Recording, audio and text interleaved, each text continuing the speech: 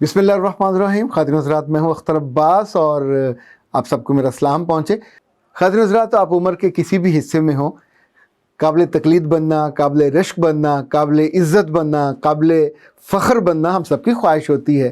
ہم کالج میں ہوں، ہم یونیورسٹی میں ہوں، ہم پریکٹیکل فیلڈ میں ہوں، پروفیشنل لائف میں ہوں، ایون ڈاکٹر بن جائیں، انجینئر بن جائیں، بیوروکریٹ بن جائیں، جج بن جائیں. ایک چیز ایسی ہے جو ہمیشہ ہماری اس خواہش کی راہ میں رکاوٹ بنتی ہے، اور یہ رکاوٹ آپ سنیں گے تو ہنسیں گے، چونکہ بہت معمولی سی ہے پر یہ بہت خوار کرتی ہے. جب بھی کبھی کسی کو بلایا جائے اور کہا جائے کہ تم آ کے اپنا نقطہ نگاہ بیان کرو، جو تمہارے خیالات ہیں اس بارے میں اس کو ذرا ایکسپلین کرو یا اس پہ کوئی پریزنٹیشن دو، تو جس کو بھی ٹیچر کہے یا مینیجر کہے ان سب کی جان نکل جاتی ہے. اور یہ کام بظاہر لگتا ہے جیسے کوئی پورا پہاڑ ہے جو کندھوں پہ اٹھانا ہے. تو میں نے سوچا آج اس پہاڑ کو اٹھانے کا گر آپ کو بتاتا ہوں. چونکہ یونیورسٹی کے دنوں میں میرے پاس زیادہ MBA کی کلاسز ہوتی تھیں یا M.Com کی کلاسز ہوتی تھیں. اب بندہ MBA میں ہو تو یہ پروفیشنل ڈگری ہے، جیسے MBBS پروفیشنل ڈگری ہے، جیسے انجینئرنگ پروفیشنل ڈگری ہے، تو مارکیٹنگ کی اور بزنس ایڈمنسٹریشن کی اس سے اعلیٰ ڈگری تو ہے کوئی نہیں ہے. بندہ بزنس میں ہو اور گونگا ہو، بزنس میں ہو، بزنس کے کسی بھی شعبے میں ہو، اور آپ کو بات کرنی نہ آئے تو یہ تو بہت بڑا ظلم ہے. تو پھر میں یہ کرتا تھا کہ کلاسز میں 4 لوگوں کے گروپ بنا دیتا تھا، اور ظاہر ہے ان کو جو موضوعات دیے جاتے تو صرف موضوعات نہیں دیتا تھا بلکہ ان کے لازم کرتا تھا کہ تم اس کو اپنے شادی کے دن کی طرح مینیج کرو گے. سب سے خوبصورت کپڑے تم کو پہننے ہیں، سب سے اچھے جوتے پہننے، جتنا تم اچھا خوبصورت بن سکو اتنا بن کے آنا ہے. جب تم وہاں سے موو کرو تو لوگوں کو مڑ کے تمہیں دیکھنا چاہیے. جب تم سٹیج پہ آؤ تو لوگوں کی نگاہ تمہارے چہرے پہ، تمہاری آنکھوں پہ، تمہارے چیکس پہ، تمہارے ہاتھوں پہ ٹکنی چاہیے. You should be so important اور اتنا اٹریکٹیو نظر آنا چاہیے. دیکھیں، اگر آپ اچھے دکھ نہیں رہے تو آپ کے اندر جتنے مرضی اچھے خیالات پنپ رہے ہوں، ابل رہے ہوں اور ان کا جوار بھاٹا ہو، کس کام کے؟ کیونکہ لوگوں نے آپ کی زبان کو اور آپ کے چہرے کو اور آپ کے ہونٹوں کو دیکھنا ہے. اور وہ اگر کانپ رہے ہوں، وہ خشک ہو رہے ہوں، ہاتھ آپ کے ہل نہ رہے ہوں، گردن آپ کی ڈھلک رہی ہو، ٹانگیں آپ کی کانپ رہی ہوں، تو پریزنٹیشن وہاں سے کیا کرنی؟ پنجابی میں کہتے ہیں کھیت اسوا کرنی پریزنٹیشن. وہاں تو آپ کو اپنا آپ نہیں سنبھالا جا رہا ہوتا، اور پھر نمبر کٹوا کے بے عزت ہو کے نیچے اترتے ہیں. ایک پریزنٹیشن میں خواری یا خرابی جب تک آپ وہاں ہوتے ہیں لوگوں کو وہ منظر نہیں بھولتا، لوگوں کو وہ مومنٹ یاد رہتا ہے. سو یاد رکھیے گا، کسی بھی موضوع پہ پریزنٹیشن سے پہلے آپ کو، جب تک آپ ذہنی طور پہ اس لیے تیار نہیں ہو جاتے. مجھے یاد ہے بہت برس پہلے جب میں پنجاب یونیورسٹی میں پبلک ایڈمنسٹریشن میں ماسٹر کر رہا تھا، تو ہمارے ڈاکٹر ظفر جدون صاحب نے مجھے ایک موضوع دیا، اور یہ تھا رشیا کے بارے میں کہ رشیا کا جو نظام حکومت ہے وہ کیسا ہے. اچھا، چونکہ میں کمیونزم کے بارے میں اور سوشلزم کے بارے میں پہلے بہت سی کتابیں پڑھتا رہا تھا.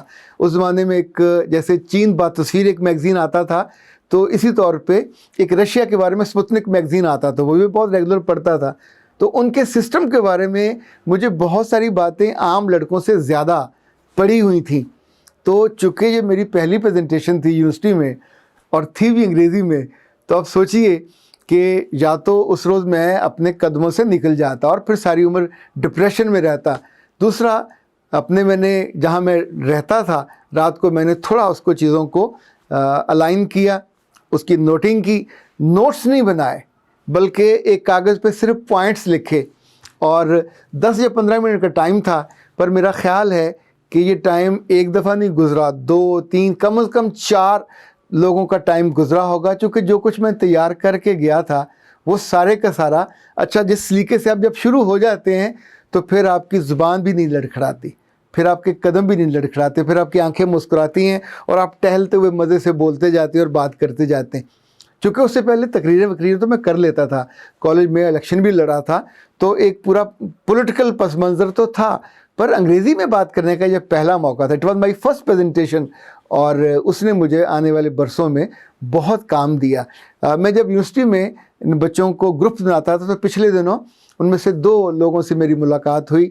ایک اس وقت ہائر میں کام کرتے ہیں رحیم جان خان میں، وہ ایریا مینیجر ہیں ہائر کی پروڈکٹس کے لیے، اور دوسرے اسی کلاس میں مہرین شوکت تھیں.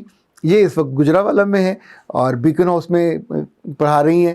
اس سے پہلے انہوں نے لمز میں کام کیا. یہ 4 لوگوں کا، بلال تھا اس میں ان کا دوست، وہ بھی اس وقت کہیں کنسلٹنٹ ہے، اور خاص طور پہ جان بچانے والے جو آلات ہیں اور سیفٹی کے، میرا خیال اس کی کوئی کمپنی ہے. جو چوتھا تھا وہ بھی کہیں ٹریننگ میں ہے.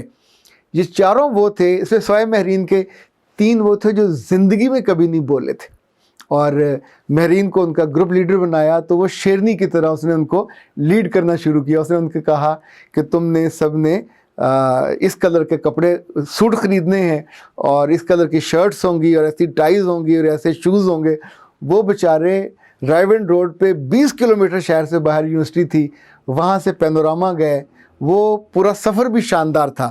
وہ کبھی آپ کو اس کی میں کہانی سناؤں گا. پھر وہاں جا کے پینوراما سے انہوں نے کپڑے خریدے، اور اگلے روز یقین مانیے پوری کلاس میں نہیں، پوری یونیورسٹی میں وہ 4 سب سے خوبصورت لگ رہے تھے. جس طور پہ انہوں نے اپنے آپ کو کیری کیا تھا. عقل مندی انہوں نے یہ کی کہ ان میں سے 2 کو انگریزی بالکل نہیں آتی تھی، مہرین کو آتی تھی، اور تبریز کا بھی کوئی پس منظر انگریزی والا نہیں تھا، لیکن اس کے اندر اعتماد بھی تھا، مخلص بہت تھا، بہت سنسیئر تھا، ڈیڈیکیٹڈ تھا.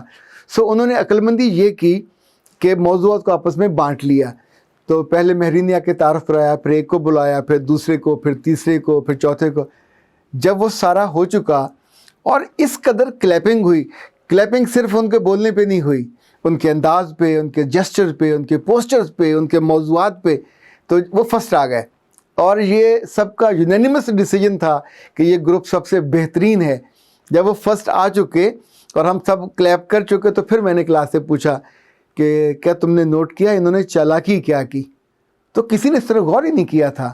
تو میں نے ان سے کہا کہ یہ چند جملے بولنے کے بعد جو ہی ان کی زبان تھڑکنے لگتی یا جہاں آپ کی وکیبلری ختم ہو جاتی، تو ان کی جو انچارج تھی وہ اتنی دانشمند تھی، وہ فوری طور پہ اگلے بندے کو آسان کر دیتی اور وہ آگے شروع ہوتا.